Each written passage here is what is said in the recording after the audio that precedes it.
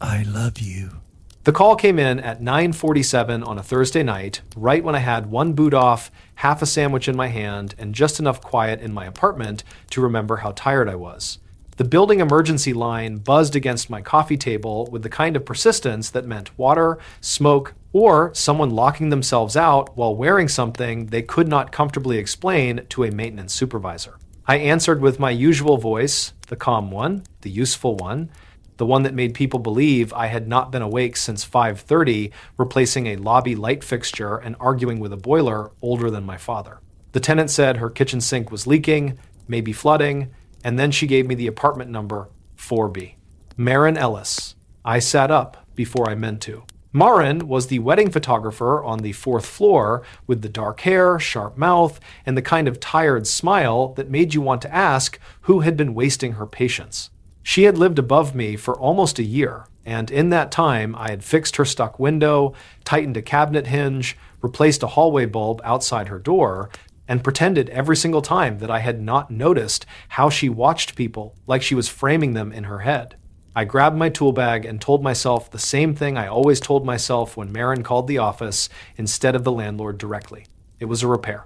Nothing more complicated than a valve, a gasket, a bad pipe, maybe a disposal connection if the universe was feeling mean. She was engaged, or at least she had been the last time I saw the man with the expensive coat and the voice that sounded like it had never apologized to a parking attendant. Preston Vale, I remembered, because people like him always had names that sounded printed on thick invitations. I had seen him in the lobby twice, both times looking at the building like it had disappointed him personally. The second time, Maren had been beside him, holding a camera bag against her hip and smiling the careful smile people use when they are trying not to be corrected in public. That was none of my business. I was good at making things none of my business. It was practically my second job. So I climbed the stairs with my tool bag knocking against my thigh, smelling old brick, rain on coats, and whatever lemon cleaner Mrs. Alvarez on 3 used like a religious practice. Maren opened the door before I knocked. That was my first sign something had gone wrong beyond plumbing. Her hair was pulled into a loose knot that had given up halfway through its assignment, and she was wearing black leggings, an oversized gray sweater, and no makeup except the kind left behind by a day that had lasted too long. Behind her, the apartment was lit by one kitchen lamp and the hard white glow under the cabinets. Half-packed boxes lined the wall. A framed engagement photo leaned face down against the sofa like it had been punished. Towels covered the kitchen floor in a sad little battlefield, and water shone across the tile in thin, spreading lines. Maren looked at my tool bag first, then my face, and tried to smile. "I swear I didn't break it for attention," she said, and her voice was steady in the exact way people sound when steadiness is costing them something. I said I usually charged extra for theatrical plumbing emergencies, and she gave one laugh, quick and brittle, then stepped aside. As I crossed the threshold, I noticed a cracked wine glass in the trash, a man's dress shoe abandoned by the door, and a strip of torn packing tape stuck to the counter like someone had pulled a life apart in a hurry. I crouched under the sink and found the problem fast enough. Someone had shoved a storage bin too hard against the pipe assembly and knocked the trap loose, then tried to tighten it by hand and somehow made the leak more enthusiastic. It was not a disaster, but it had been working hard to become one. Maren hovered near the edge of the kitchen with her arms folded, not helpless, not dramatic, just standing there like if she moved too much, the rest of her might come undone. I told her I could fix it, and she said, "Of course you can." So softly, I almost pretended not to hear it. I had heard versions of that sentence my whole adult life. Of course Grant can fix it. Of course Grant can stay late. Of course Grant won't mind. Of course, Grant will understand when plans change, when feelings get delayed, when apologies arrive wrapped in compliments. My ex, Dana, used to call me a good man whenever she wanted me to stop asking for an honest answer. I learned eventually that being good could become a very polite way of disappearing. But I was under Maren's sink, so I reached for the wrench and did what I was there to do. The cabinet was narrow, the angle was awkward, and the pipe fought me like it had personal loyalty to Preston. Maren kept apologizing for the mess, then apologizing for apologizing, then making little jokes about how this was not how she imagined her evening after ending an engagement. I paused at that, but only for half a second. There are moments when a man should ask a question, and moments when asking is just another way to make someone explain their pain before they are ready. I chose the pipe. She said he had come by for his things because apparently breakups required exit choreography, and he had been angry that she already packed the espresso machine he claimed was technically his, even though she bought it after photographing 3 weddings in one weekend. I said that sounded like a man who had never met a receipt he respected. She laughed again, this time a little warmer, and the sound moved through the tiny kitchen in a way I felt more than heard. I tightened the trap, reached blindly for the towel, and scraped my knuckle against the exposed screw inside the cabinet. It was not much, just a bright sting and a thin red line, but I still said, sorry, because apparently even bleeding in someone else's kitchen felt like poor manners. Maren went quiet. Not sad quiet, not angry quiet, but the kind of quiet that made me aware of the water dripping into the bucket, the hum of the refrigerator, and the fact that I was kneeling on her floor after midnight adjacent hours while her almost married life sat in boxes around us. I backed out from under the sink with the wrench in one hand and my scraped knuckle tucked uselessly against my palm. I told her the leak was mostly handled, that I would come back in the morning with a replacement washer, and that she should keep the bucket under there just in case. She did not look at the bucket. She looked at my hand. Then she crossed the kitchen, took a clean dish towel from the oven handle, and held it out without asking permission. I made some joke about occupational hazards, but it landed nowhere. Her eyes were on me, too clear, too direct, and for the first time since I had known her, Maren Ellis did not look polished or careful or out of reach. She looked tired of watching me be tired. I tried to hand the towel back after one polite press against my knuckle, but she did not take it. She leaned her hip against the counter, close enough that I could smell rain in her sweater and something faintly citrus from her shampoo, and she studied me like I was a photograph she had not finished understanding yet. "You apologize a lot," she said. I told her that was because I was very committed to making plumbing emotionally comfortable for everyone involved. Her mouth curved, but her eyes did not let me escape with the joke. She looked past me at the open cabinet, the towels, the water, the boxes, then back at my face. I had the sudden uncomfortable feeling that she was not seeing the maintenance guy or the neighbor from downstairs or the convenient man with the right tools. She was seeing the part I usually kept under the sink with the valves and the rusted fittings, the part that was always braced, always ready, always making sure nobody else had to feel bad for needing me. Then Maren asked quietly, "Do you ever get tired of being good?" For a second, I honestly forgot the sink was fixed. I forgot the bucket, the wrench, the scraped knuckle, the half sandwich waiting in my apartment downstairs. I just stood there on her wet kitchen floor with a towel pressed to my hand, looking at a woman who had ended an engagement badly enough to flood her own kitchen and somehow still noticed the thing everybody else treated like a feature. I wanted to laugh it off. I wanted to tell her good was easy, good was useful, good paid rent and kept buildings from falling apart. But the answer rose in my throat before I could make it decent. The honest answer was yes. It was sitting right there in my mouth, heavy and embarrassing. The kind of truth that made a man wish he had stayed under the sink where nobody expected anything from him except basic hand-eye coordination. But I had spent too many years sanding every sharp edge off myself before anyone could get cut, so what came out instead was a tired little joke. I told Maren being good was cheaper than therapy and usually came with fewer forms to fill out. She did not laugh the way I wanted her to. She only took the towel from my hand, folded it once with careful fingers, and pressed the clean side back against my scraped knuckle like she had decided my answer was a locked door, and she was not in the mood to admire the paint. "That's not what I asked," she said. Her voice was quiet, but there was no softness in it that let me hide. I looked down at her hand over mine and tried not to notice how strange it felt to be the person standing still while someone else handled the damage. I told her it was nothing, just a scratch, and she said she had eyes. I told her I had fixed worse leaks with worse injuries, and she said that was exactly the problem. Then she pointed toward the chair at the little round table by the window and told me to sit down before I bled on her cabinet and turned a plumbing issue into a crime scene. I almost refused out of habit. That was the ridiculous part. I was in her apartment after hours, soaked at the knees, holding a wrench, with my hands stinging and my back complaining, and my first instinct was still to make her feel like I needed nothing. But Maren's expression made refusal feel less like humility and more like an insult. So I sat.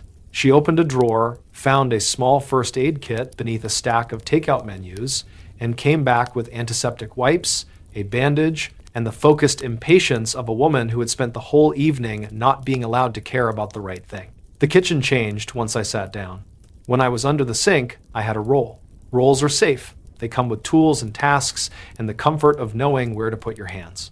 At the table, with Maren standing close enough that her knee brushed mine when she reached for my wrist, I had no role at all. She cleaned the scrape with a gentleness that somehow made the sting worse. I made a face before I could stop myself, and she said, "There he is," like she had caught me being human. I asked if she was always this aggressive with medical care, and she told me I was confusing aggression with basic concern because apparently nobody had taught me the difference. That should have annoyed me. Instead, it landed somewhere behind my ribs and stayed there. She wrapped the bandage around my knuckle, smoothing the edge with her thumb, and for a second, neither of us looked away from the place where her hand held mine. I asked her if she was okay because the silence had started to feel too honest. Maren's mouth twitched like she had been expecting me to redirect the attention back to her. Maybe she had. Maybe that was what people like me did. We treated other people's pain like a fire alarm because it was easier than admitting our own house was full of smoke. She let go of my hand, but only after one last careful press to the bandage, then leaned against the counter across from me. She said Preston had come over to get the last of his things and somehow managed to make the breakup feel like a branding dispute. According to him, she was being unfair, dramatic, impatient, and obsessed with ruining the story they had already told everyone. I asked what story, though I already had a feeling I knew. Maren looked around the apartment at the boxes, the face-down engagement photo, the towels still dark with sink water, and said, "The pretty one. The one where two attractive people in good lighting become proof that neither of them wasted 5 years." There was no good response to that, so I did not rush one. That was something I had learned fixing old buildings. Sometimes you had to stop tightening things and listen for where the pressure was coming from. Maren rubbed her palms over the sleeves of her sweater and said she photographed weddings for a living, which meant she had become extremely good at recognizing the exact second a bride smiled for the camera instead of the groom. She said she used to pity those women a little. Then, somewhere between cake tastings and venue deposits and Preston correcting the way she introduced herself to his parents, she realized she had become one of them. The worst part, she admitted, was not that Preston left angry. It was that the apartment felt less lonely after he slammed the door. She looked ashamed when she said it, as if relief was a crime. I wanted to tell her it was not, but the words felt too simple for the size of what she had confessed. Instead, I told her my professional opinion was that any man who damaged a sink while leaving a relationship had forfeited the right to comment on emotional stability. She laughed then, real enough that her shoulders dropped. It did something dangerous to me, making her laugh in that kitchen after the night she had clearly survived. Not because I wanted credit for it. Credit was easy. People thanked me all the time, but this felt different. She was not thanking me. She was letting me stand near something honest. Maren looked at my bandaged hand and said Preston would have hated that I stayed. I told her Preston did not seem like the type who enjoyed competition from basic decency. She studied me again, and the air shifted back toward the question she had asked before. "See," she said, "that's what I mean. You make it sound basic, like it costs you nothing." I leaned back in the chair and tried to smile. I told her sometimes it did not cost much, that sometimes fixing things was easier than talking about them. She asked if that was why I always left so fast after repairs. I said I left fast because lingering in tenants' apartments was frowned upon in the handbook. She said my handbook sounded very lonely. I should have made another joke. I had several available, all well-rehearsed and mildly charming. But she was looking at me like she had no interest in the version of me that could make a woman laugh while quietly packing himself away. So I told her my ex used to call me good whenever she wanted me to stop needing an answer. Good meant patient. Good meant forgiving. Good meant I would understand why she forgot dinner, why she needed space, why she loved me, but not in a way that made room for me. By the time she left, I said, I had become so easy to live without that neither of us was surprised. Maren's face changed, not with pity. I would have known what to do with pity. She looked angry, but not at me, and something about that made my throat tighten. She came back to the table and stood beside me, close enough that I had to tilt my head to look up at her. She said, "Grant, being easy to ignore is not the same thing as being easy to love." I had no defense ready for that. My hand rested on the table between us, bandaged and useless, and hers hovered near it like she was deciding whether touching me again would help or make everything worse. Then, because Maren apparently believed in walking directly toward danger with her eyes open, she asked if I had some kind of rule against kissing emotionally unstable neighbors after midnight. I stared at her long enough that she blushed, but she did not take it back. That was the thing that nearly ruined me. She stood there in her flooded kitchen, newly single, exhausted, proud, and still brave enough to make the room tell the truth. I said I had several rules about that, actually, and I was resenting every single one of them. Her breath caught in a way I felt all the way down my spine. For a moment, everything narrowed to the space between us. The soft buzz of the cabinet light, the clean white edge of the bandage she had wrapped around my hand. I could have stood. She would not have moved away. I knew that, and because I knew it, I stayed seated. Maren noticed. Of course she did. Her eyes dropped once to my mouth, then back to my face, and the disappointment there was not wounded. It was understanding, which somehow felt worse. I told her I did not want to be the thing she reached for because the night had been cruel. She folded her arms, but her voice stayed soft when she said maybe I was not giving her enough credit for knowing what she was reaching for. Before I could answer, my phone buzzed on the table with another maintenance alert from downstairs, some ordinary problem from another ordinary person who needed me. I looked at the screen, then at Maren, and for the first time all night, I hated how quickly my body prepared to stand. The next morning, I stood outside Maren's door with a replacement washer in one hand, a small pipe fitting in the other, and the kind of headache that comes from sleeping badly after telling too much truth. I had spent half the night replaying that kitchen table, her hand around mine, her question still sitting somewhere under my ribs like a coin I could not stop turning over. Do you ever get tired of being good? It was a strange thing to be asked by a woman whose sink I had just fixed, and stranger still that the answer had followed me downstairs, into my apartment, into the shower, into bed, and then into the gray morning like it owned the place. I told myself I was going back because the temporary repair needed finishing. That was true. Old buildings punish unfinished work. But when Maren opened the door wearing a soft blue sweater, her hair down this time, and holding 2 mugs of coffee like she had been expecting me, I understood the repair was only the easiest explanation. She looked better in daylight, but not because she looked happier. Daylight is rude that way. It shows the things lamps are kind enough to forgive. Her eyes were a little swollen, and there was a faint red mark on her wrist from where packing tape had probably fought back. The boxes were still along the wall, but the face-down engagement photo had vanished. The kitchen floor was dry. The bucket remained under the sink, waiting like a witness. Maren held out 1 mug and said, "Black, 2 sugars, because apparently you enjoy coffee that tastes like discipline with a minor character flaw." I took it before I remembered to be surprised. I asked how she knew that, and she lifted one shoulder, trying to make it nothing. She said, "I always made coffee in the office kitchen before staff meetings, and I always stirred it exactly 9 times, even though sugar dissolved, whether a person trusted it or not." I looked down at the mug because being observed that precisely before 9 a.m. felt legally suspicious. I crouched under the sink and got to work before my face could say anything embarrassing. Maren sat at the little table with her own coffee, not hovering this time, not filling the room with nervous apology. That almost made it worse. Her quiet had changed. Last night it had been cracked open by damage. This morning it felt chosen. I removed the temporary fix, swapped the washer, tightened the fitting, and tested the water while she watched the thin stream run clean into the basin. No leak. No drama. A simple repair if you ignored everything it had already become. I told her she was officially safe from indoor rivers, and she said, "That's disappointing. I was getting attached to the bucket." I told her I could leave it for emotional support. She smiled into her mug, and I hated how good that felt. Not because her smile was rare, exactly, but because it looked different when she let me be the reason for it. When the repair was finished, I wiped down the cabinet and started packing my tools. That was the part where I usually left.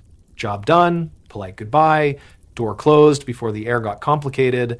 Maren must have known the rhythm because she said my name before I could stand all the way. Not loudly, not dramatically, just enough to stop me. I looked over my shoulder, and she nodded toward the chair across from her. "Stay for the coffee you're holding," she said. I glanced at the mug in my hand like I had forgotten it existed, which I had.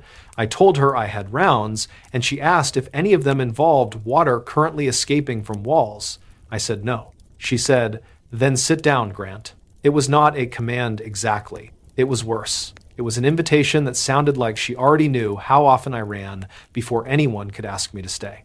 So I sat. The chair creaked under me, and for a minute we drank coffee while the repaired sink made tiny settling sounds beneath the cabinet. Maren asked about my hand, and I showed her the bandage still wrapped around my knuckle. She looked almost satisfied, like she had won a small argument with my bloodstream.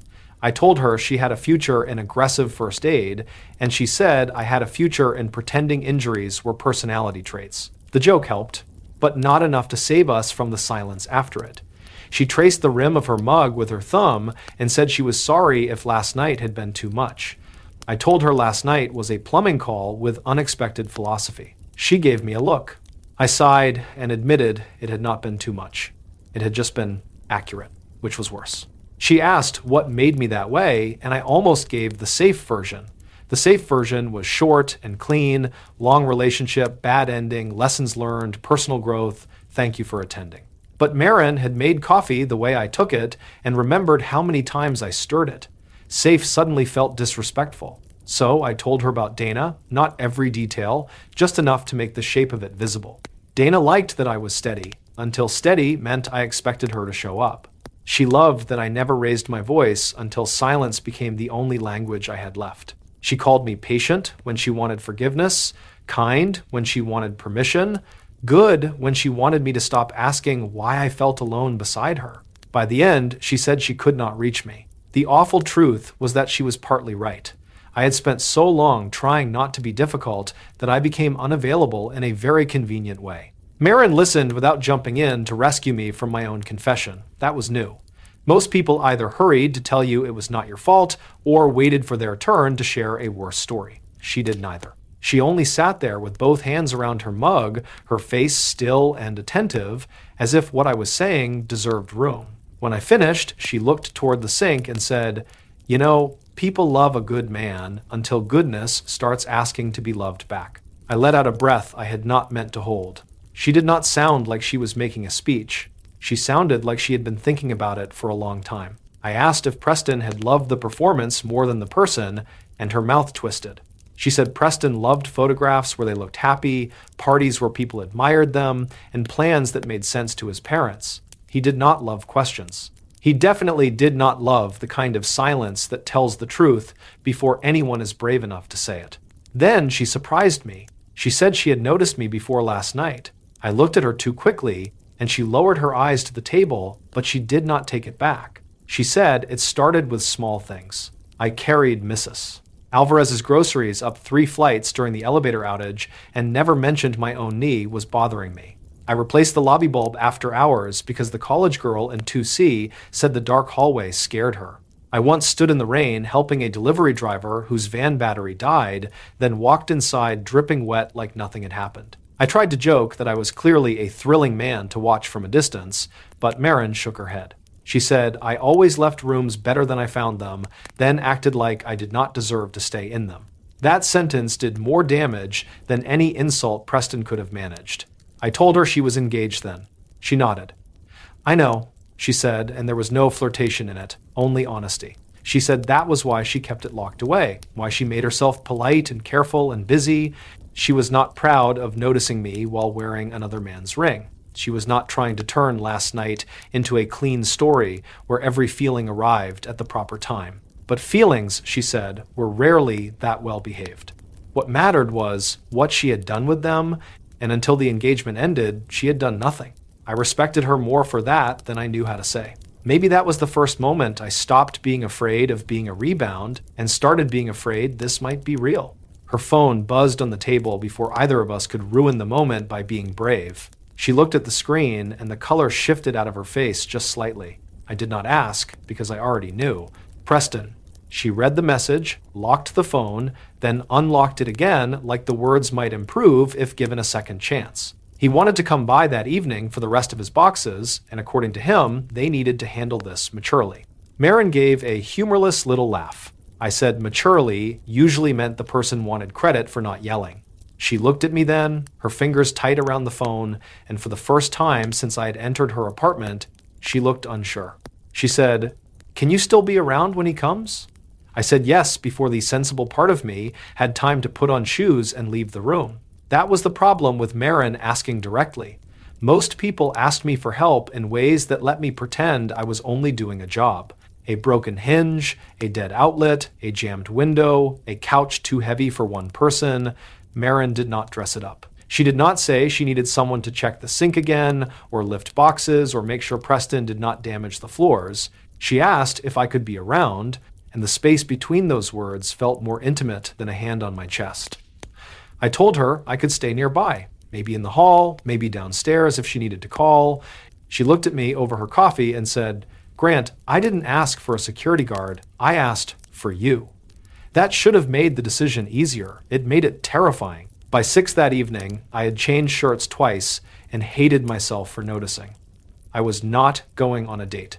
I was not meeting her parents. I was not stepping into a romantic scene from one of those photos she edited at midnight with brides laughing under string lights. I was just standing in a neighbor's apartment while her ex-fiancé picked up boxes. Still, I chose the clean dark Henley instead of the work shirt with paint near the cuff, then immediately felt ridiculous and put the work shirt back on because at least it told the truth. Maren opened the door before I knocked, again, but this time she looked more prepared. Her hair was pulled back neatly, her sweater replaced by a cream blouse and jeans, and her face had that calm, dangerous expression people get when they have cried enough and are no longer interested in being understood by the person who caused it. The boxes were stacked by the wall, labeled in black marker, Preston Kitchen, Preston Office, Preston Things I Don't Want to Discuss. I nodded at that last one and told her it was very mature. She said maturity was overrated, but labeling was forever. We agreed I would stay in the kitchen unless she wanted me elsewhere. That lasted about 4 minutes. Preston arrived at 6, 12 wearing a navy coat, polished shoes, and the expression of a man preparing to forgive someone loudly. He looked at Maren first, then at the boxes, then at me. I watched him place me in his head, not neighbor, not man, not person, maintenance. The category settled over his face with the smallest polite smile. He said, "Didn't realize we had staff tonight." And I felt my body do the old familiar thing. Shoulders relaxed, mouth neutral, anger folded cleanly and put away where nobody could accuse it of making a scene. I said I was just making sure the sink held after the repair. Technically true, emotionally cowardly. Maren looked at me when I said it, and I knew she heard the part I had swallowed. Preston moved through the apartment like he still owned the air in it. He opened a box, complained that she had packed his espresso machine with mugs, then asked if she had found his leather notebook. Maren told him anything left was in the labeled boxes. He smiled without warmth and said she had always been efficient when she wanted to avoid feeling things.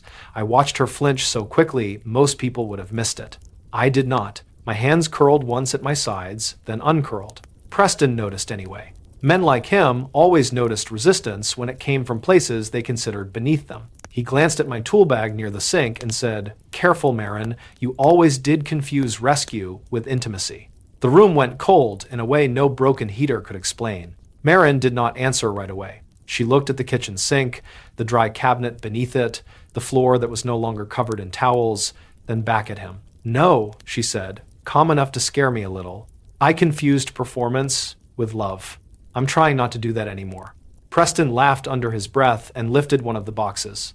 He said he was glad she had found clarity so quickly, especially from someone so conveniently nearby. That one landed where he wanted it to. Not because I believed him, exactly, but because the fear was already there. I had been asking myself all day if I was only the nearest decent man standing in the wreckage of her engagement, a wrench with a pulse, a safe pair of hands. Preston did not create the thought. He only gave it a suit and let it walk around the room. I stayed polite because politeness had always been the cheapest way to keep control. I told him the boxes by the door were probably easiest to take first, and he smiled like I had confirmed something. Helpful, he said. That's your thing, right? Maren turned so fast her ponytail moved against her shoulder. She said his name once, a warning. He lifted both hands as if he had been terribly misunderstood and said he only meant it as a compliment. Then he looked at me and added that every building needed someone dependable around. It was the kind of insult that wore a tie to dinner. I could have taken it. I had taken worse. The old version of me would have made a joke, carried a box, let him leave believing he had won because nothing was broken and nobody raised a voice. But Maren stepped between us, not dramatically, not like a scene, just enough that the apartment rearranged itself around her choice. She said, "Grant is here because I asked him to be here." Preston's eyes flicked to her face. She continued before he could interrupt, her voice still calm, still controlled, but no longer careful. She told him Grant had shown up when there was water on her floor and no audience to admire him for it. Grant had stayed respectful when she was embarrassed. Grant had asked what needed fixing, then somehow noticed what did not. Preston's mouth tightened. Maren's did not. She said, "And unlike you, he doesn't make every room smaller just by needing to be the most important man in it." I forgot to breathe for a second. Not because I needed defending. I had convinced myself I did not. But nobody had ever protected my dignity before I had even admitted it was being touched. Preston looked at me then, and the charm finally peeled back. He said, "You think this is real? She ended an engagement yesterday. Don't be stupid." The word should have been aimed at me, but Maren absorbed it like she had been hit with something familiar. That was what made me speak. Not loudly, not bravely, in any impressive way. I only said his name and told him not to talk to her like that. My voice sounded strange to me, rougher than usual, less polished. Preston gave me a slow once-over and said he was not interested in being lectured by the maintenance guy. There it was, clear at last. No silk around it, no polite little bow. Just the thing he had meant from the second he saw me. Maren reached for the last box before I could. She carried it to the door herself, set it down at Preston's feet, and opened the door. "Then don't be lectured," she said. "Be gone." For a moment, nobody moved. Then Preston laughed once, sharp and ugly, picked up the boxes he could manage, and said people would talk. He said she should think carefully before replacing a fiancé with a man who knew where the shutoff valves were. Maren's hand stayed on the door. She told him the shutoff valves had been more reliable than most of his promises. I should not have laughed. I really tried not to. A sound escaped anyway, and Maren's mouth twitched even in the middle of it all. When Preston finally left, the apartment did not relax immediately. The door closed behind him with a soft click, and somehow that was worse than a slam. Maren stood with her hand still on the knob, her shoulders straight, her breathing too controlled. I wanted to go to her. I also wanted to leave before I became the exact complication Preston had named. I picked up my tool bag because cowardice looks better when it has a practical excuse. I told her maybe I should go, give her some space, let the night settle. Maren turned from the door and looked at me with tired, furious tenderness. "Is that what you want?" she asked, "or is leaving just another way to be good?" The question stayed between us longer than Preston had. Is that what you want, or is leaving just another way to be good? I stood there with my tool bag in one hand, feeling like she had reached past every excuse I owned and put her fingers directly on the lock. I wanted to tell her yes, leaving was responsible. I wanted to tell her the night had been too much, that her ex had just walked out, that the apartment still held the smell of wet towels and old anger, and that a decent man would know when to remove himself from a woman's vulnerable hour. But the problem with Maren was that she could hear the difference between decency and fear. I set the tool bag down again. It made a small, heavy sound against the floor, and her shoulders lowered like she had been holding herself upright with that one answer. I said I did not know what I wanted, which was not true. It was only the closest honest sentence I could manage without setting the whole room on fire. Maren looked around her apartment, at the boxes that were gone now, the empty spaces they left behind, the kitchen that suddenly felt too small for two people who had almost said too much. Then she said she needed air, and I nodded like air was a safer subject. We went downstairs without talking much. The building's courtyard sat behind the old brick walls, a small square of damp stone, metal chairs, half-dead planters, and string lights the landlord installed to make the place look warmer in rental photos. It had rained earlier, so everything smelled like wet concrete and rosemary from the plantar missus. Alvarez kept threatening to revive. Maren wrapped her arms around herself and sat on the low wall near the flower bed. I stayed standing at first, because standing made it easier to pretend I was there in some official capacity, but she patted the space beside her without looking up. I sat. The distance between us was polite enough to insult both of us. For a while, she said nothing. That was another thing I liked about her, and another reason she scared me. She did not rush to fill silence with explanations. She let it sit until whatever was hiding inside it got tired and stepped out. I watched the lights reflect in the puddles along the brick path and tried to make sense of the anger Preston had left behind in me. I was used to being dismissed. That was not the new part. Tenants sometimes looked through me while asking me to fix the thing they could not live without. Contractors called me buddy when they meant nobody. Dana, near the end, used to thank me for understanding in a tone that made understanding feel like a cage I had built myself. But tonight had been different because Maren had been in the room. She had heard it. She had refused it. And somehow being defended made the wound feel more real than the insult ever could. Maren finally said, "I'm sorry he said that." I told her she did not have to apologize for him, and she said she was not apologizing for him. She was apologizing that I had to hear someone say out loud what people probably made me feel all the time. I looked at her then, and the courtyard suddenly felt less like a place outside the building and more like a room with no ceiling. I said people were allowed to need maintenance. She gave me a sideways look. That is the saddest dodge I've ever heard. I laughed because she was right and because I did not know what else to do with the way she kept pulling truth out of me without making it feel like an interrogation. I told her I knew how to be useful. Useful had instructions. Useful had a beginning and an end. Someone called, I came, I fixed the leak, I left. Wanting was different. Wanting did not come with a work order. She turned toward me, one knee angled on the wall between us. "So what do you want?" she asked. The question was simple enough to be cruel. I looked at her hands first because her face was too much. Her fingers were bare now, no engagement ring, just a pale mark where it had sat like a promise that got tired before it became true. I said I wanted to stop feeling selfish every time I wanted something back. I wanted to stop being the man people praised because I made their lives easier while making myself smaller. I wanted, just once, to be chosen when nothing was broken and nobody needed rescuing. The words came out quieter than I expected, but they did not shake. Maren listened like she knew exactly how expensive they were. Then she said, "I don't want you because you fixed my sink." I tried to smile and said that was devastating news for my romantic brand. She did not let the joke carry us away.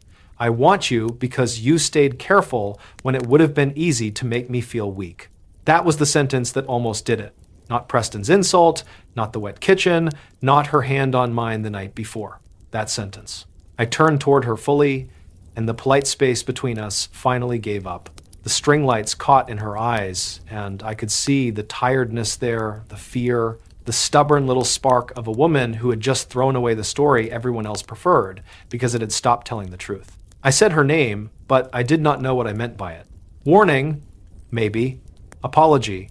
Request. She leaned closer slowly enough to let me move away if I wanted to be noble about it. I did not move away. Her shoulder brushed mine, and the contact was so small it made me angry at every version of myself that had pretended small things did not matter. Maren said, almost under her breath, that she was not a project. I told her I knew that. She said she was not asking me to save her from Preston or loneliness or a bad night. I said I knew that too. Her eyes dropped to my mouth for half a second, and every rule I had invented in the last 24 hours lined up in my head like useless little soldiers. She was close enough now that if I turned slightly, if I gave in to the pull in my chest, the first kiss would happen right there under the damp string lights, with Preston's words still echoing behind us. I wanted it badly enough that wanting became almost painful. But I also knew the difference between a kiss that answered the moment and a kiss that answered the wound. I had spent too much of my life letting other people decide what my goodness meant. I did not want our first kiss to be something Preston's cruelty pushed us into. So I stopped an inch from her. It took everything in me, and she saw that too. Her breath trembled once, but she did not pull away like I had rejected her. I said I wanted to kiss her when the reason was us, not him. Not because he made me angry. Not because she had been hurt. Not because the night had cornered us into honesty. Her expression changed slowly, disappointment warming into something softer and more dangerous. She whispered, "That is either very respectful or extremely unfair." I told her it could be both. She laughed quietly, and the sound released something in the courtyard. Then she rested her forehead against my shoulder for one brief second. Not quite an embrace, not quite surrender, and I sat perfectly still because I had never been trusted that way without being asked to fix anything. After a while, she told me about the photography showcase happening in 2 days. It was small, she said, just a local venue hosting a gallery night for wedding vendors, photographers, florists, planners, people who made love look expensive for a living. Preston would probably be there because half the client circle still thought they were navigating a temporary disagreement instead of an ending. She said she had considered canceling, then decided she was tired of disappearing to keep other people comfortable. I told her she did not have to prove anything to anyone. She looked up at me and said, "I'm not going to prove anything. I'm going to stop performing." Then, after a pause that made the air tighten again, she added that she wanted me there when she did. I should have asked in what capacity: neighbor, friend, emotional support, maintenance man with a bandaged hand. But the way she looked at me made the categories feel childish. I said I would come. Maren's smile was small, relieved, and so private it felt like she had placed it in my hands. We sat there until the courtyard lights flickered once, until the night cooled enough that she shivered and pretended she had not. I offered her my jacket without thinking, then caught myself, and she smiled like she knew exactly how hard I was trying not to turn care into a hiding place. She took it anyway. As we walked back inside, her sleeve brushed mine, and neither of us moved away. At her door, she handed back the jacket, but kept her fingers on the fabric for a second longer than necessary. After the showcase, she said, voice low, "I'm done performing for people." Then she looked at me like the rest of the sentence belonged only to us. "And I want you there when I stop." I had not been that uncomfortable in clean clothes since my cousin's baptism, where my aunt told me I looked handsome in a way that made it sound like a medical surprise. The gallery was really a restored warehouse on the east side. All brick walls, polished concrete floors, hanging lights, and people holding plastic cups of white wine like they had signed contracts with their wrists. Maren's photographs lined one wall in wide black frames. Brides laughing under veils, grooms crying before vows, old couples dancing badly at receptions, flower girls blurred in motion at the edge of a dance floor. She had a gift for catching the second after people stopped posing. That was what made her work feel dangerous to me. It did not flatter people, it found them. I stood near the entrance in my one decent jacket, trying not to look like a man who knew exactly where the electrical panel was, and told myself I was there because she had asked me to be there, not because I belonged. Belonging felt like a separate problem. Maren saw me before I saw her. Of course she did. She was across the room, speaking to a florist, with silver hair, wearing a black dress, simple enough to be brave, in a room full of people trying hard to look effortless. Her hair was down, one side tucked behind her ear, and for a second I forgot every warning I had given myself on the drive over. She looked like the kind of woman a man should meet after he had become more impressive, more certain, less likely to check the ceiling when he entered a room out of habit. Then her eyes found mine, and her whole face changed. Not dramatically. She did not wave me over or make a scene. She only smiled like I was not an interruption to the room, but the reason some part of it had finally settled. That smile did more for my courage than the jacket ever could. I walked toward her, aware of my boots on the concrete, aware of people glancing at me and placing me in categories I had not asked for. She introduced me to the florist as Grant. Not my neighbor, not the maintenance supervisor, not the man who fixed her sink. Just Grant. I noticed because I noticed everything when I was nervous. The florist shook my hand and said Maren had been talking about the building's courtyard lights, how they caught rain in the brick after dark. Maren looked at me with a private spark and said she had recently started appreciating the courtyard. I almost smiled too wide, which would have ruined my entire attempt at dignity. For a while, it was fine. Better than fine. Maren moved through the room with the controlled grace of someone reclaiming ground she had almost surrendered. She answered questions about lenses, venues, timing, weather, people's obsession with golden hour, Every few minutes, she looked for me, and every time she found me, the room felt less like a test. I kept to the edge, partly because that was where I was comfortable, and partly because I liked watching her be good at something that was hers. Then Preston arrived, and the air around Maren changed before her face did. He came in with two men in tailored jackets and a woman I recognized from the engagement photo, probably one of those mutual friends who believed neutrality was a personality. Preston wore a smile polished enough to see a reflection in, and carried himself like the room had been waiting to resume orbit around him.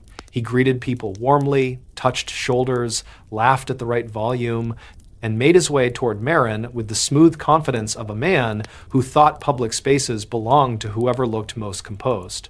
I started to move closer, then stopped myself. Maren had not asked me to rescue her. That mattered. But she glanced at me once, not scared, not helpless, just checking that I was still there. I nodded. She turned back before Preston reached her. At first, he played civilized. He told her the display looked beautiful. He said he was glad she had decided not to cancel.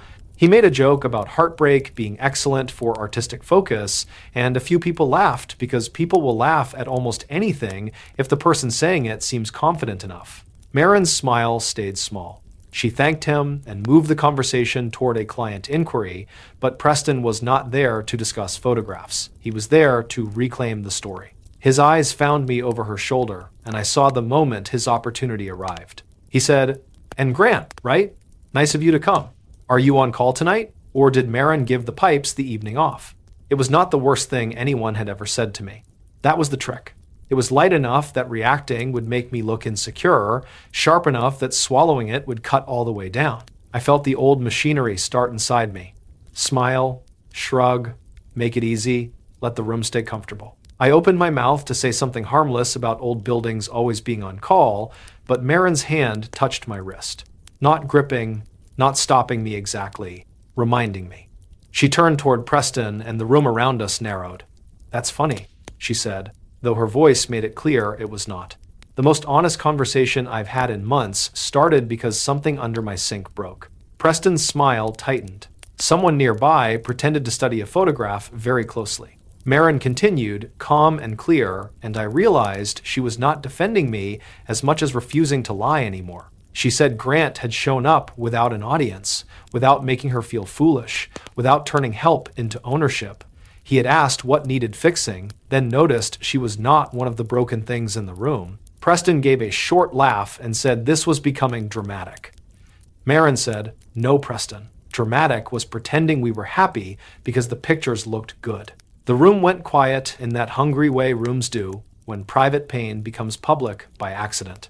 I hated that for her. I hated that she had to be so composed while everyone else got to be curious. But she did not shrink. She looked around at the photographs on the wall, at all those captured seconds where people stopped performing, then back at him. She said she had spent years making love look beautiful for other people while ignoring when her own life had become a set. And then she looked at me. Not quickly, not secretly, in front of all of them. Grant was the first man in a long time who made me feel safe without making me feel small. I could have lived the rest of my life inside that sentence and still not understood what to do with it. My throat tightened, Preston's face hardened, and for once, his polish failed him. He said she was confusing gratitude with attraction, and he said it with enough contempt that the word attraction seemed to hang there between us, too intimate for a gallery floor. People looked at me then. I knew what they saw. A man in a work jacket trying to stand next to a woman in a black dress while her polished ex explained the room to him. The good man, the useful man, the man everyone expected to accept the compliment hidden inside the insult. I looked at Maren, and suddenly I was tired. Not angry first, tired. Tired of being easy. Tired of being gracious with people who only liked my goodness when it kept me quiet. So I stepped forward, not toward Preston, but toward Maren. That distinction mattered to me. I did not want to win an argument with him. I wanted to stop abandoning myself in front of her. I said her name, and when she looked at me, the whole room became background. I told her I did not want to be useful to her. Her eyes changed, just slightly, like the words had reached a place she had been guarding. I took one breath and said, "I want to matter to you." It came out rough, not polished, not clever, not decent in the safe way. Just true. Then I added that I was tired of being good if good meant pretending I did not want her, pretending I was fine being called dependable by people who never planned to choose me, pretending I could stand beside her and not feel like every careful part of my life had finally been caught in the light. No one spoke for a second. Preston looked almost satisfied at first, as if I had exposed myself and therefore lost. But Maren was not looking at him. She was looking at me with tears bright in her eyes and something steadier underneath them. She took my bandaged hand, the same one she had wrapped in her kitchen, and held it in both of hers. She said, softly enough that the room had to lean in or let us have it, that I did matter. Not because I fixed the sink, not because I stayed late, not because I knew how to make broken things behave, because when I stopped performing, she said, you were the only one who didn't ask me to become easier to watch. I had no answer to that. I did not need one. For once, silence did not feel like disappearance. Maren turned back to the room just long enough to thank everyone for coming with the kind of grace that made dismissal sound like hospitality. Then she looked at Preston and said she hoped he found someone who loved being admired as much as he did. I should not have enjoyed that as much as I did, but I was still a man with flaws. She guided me toward the side door before anyone could turn our lives into conversation. Outside, the alley behind the gallery was cool and damp, the brick dark from earlier rain, the noise of the room muffled behind us. Maren let go of my hand only to face me fully. Her confidence from inside the gallery trembled now that nobody was watching. She said, I want to kiss you where it isn't for them. My heart hit once, hard. Then she stepped closer and whispered, just us. Outside the gallery, the night felt quieter than it should have. The city was still moving somewhere beyond the alley, cars passing on wet streets, voices spilling from bars, a siren bending around the blocks. But behind that brick building with Maren standing in front of me, everything else seemed to step back. She had just told a room full of people the truth, and I had just said more in 30 seconds than I had managed to say in years of being praised for my patience. For a moment, neither of us moved. Her hands were still around mine, her thumb resting near the edge of the bandage she had wrapped 2 nights earlier, and the look on her face was not victory. It was relief mixed with fear, the expression of someone who had finally stopped holding up a wall and was waiting to see if the ceiling would fall. I told her I was there. Not because something was broken, not because she had asked for help, not because I knew where the shutoff valves were. I was there because I wanted to be. Maren closed her eyes for 1 second, and when she opened them again, the old performance was gone. We did not make some grand romantic scene out of it. Maybe a younger version of me would have thought love needed thunder, music, rain at exactly the right angle, some big cinematic proof that the world had noticed. But what happened felt better than that. Maren stepped closer, I met her halfway, and the quiet between us finally stopped being a question. It was careful, honest, and long overdue. Not a reaction to Preston, not a rescue, not a rebound dressed up as bravery. When we pulled apart, she smiled a little, almost embarrassed by how calm she looked after everything that had happened. She said, that was not for them. I said, good. I don't think they deserved it. She laughed softly, and the sound loosened the last of the tension in my chest. For once, I did not feel like the good man waiting politely outside his own life. I felt like someone who had been invited in. The weeks after that were not perfect, which is probably why I trusted them. Perfect had always made me suspicious. Perfect was what Maren knew how to photograph when people were paying for the illusion, and what Preston had tried to keep alive long after the relationship underneath it had gone cold. What Maren and I built was smaller, messier, and more believable. We had coffee in the courtyard before her editing days. I fixed things in the building and learned not to treat every call as proof of my value. She started saying what she needed before it became resentment. I started saying when I was tired before tired turned into silence. Sometimes I still apologized for things that were not my fault, and she would look at me over her mug until I corrected myself. Sometimes she worried that needing comfort made her weak, and I would remind her that I was not there to rescue her from being human. We were both learning the same lesson from opposite sides. Care was not supposed to make one person smaller. Preston became less important faster than I expected. Not because the damage vanished, but because Maren stopped organizing her life around the shape of his opinion. He sent 2 more messages after the showcase, both polished, wounded, and clearly designed to make her feel ungrateful. She read one, deleted the other, and then blocked him while standing in the kitchen with bare feet and a bowl of cereal in her hand. I asked if she was okay. She thought about it, then said she was not okay in the way people mean when they want attention, but okay in the way that meant she was not going backward. I understood that. Healing was not a door you walked through once. It was more like an old building. You fixed one leak, then heard another pipe complain, then learned the difference between collapse and settling. One evening, about 3 weeks later, I came upstairs because Maren invited me, not because the emergency line buzzed. That distinction mattered more than I expected. I still brought my tool bag by accident and did not realize it until she opened the door and looked down at it. She raised one eyebrow. I looked at the bag, then back at her, and said old habits were apparently unionized. She laughed and took it from my hand, setting it outside the door like a bouncer rejecting an uninvited guest. Her apartment looked different now. Not fully healed, not redesigned overnight, but honest. The engagement photo was gone. A new print leaned against the wall, one of her black and white courtyard shots. Wet brick, string lights, two empty chairs angled toward each other like they were waiting for a conversation to continue. The kitchen smelled like garlic and butter, and for a second I just stood there, strangely moved by the fact that nothing needed me. Maren noticed because she noticed everything. She asked if I was okay, and I told her I was trying to adjust to being invited into a room where no object required repair. She walked to the sink without answering, turned the faucet on, and let the water run. Clear, steady, ordinary. No drip under the cabinet, no towel barricade, no bucket waiting below like a witness. Then she shut it off and turned back to me with that careful directness that had undone me from the beginning. "See?" she said. "Nothing's broken."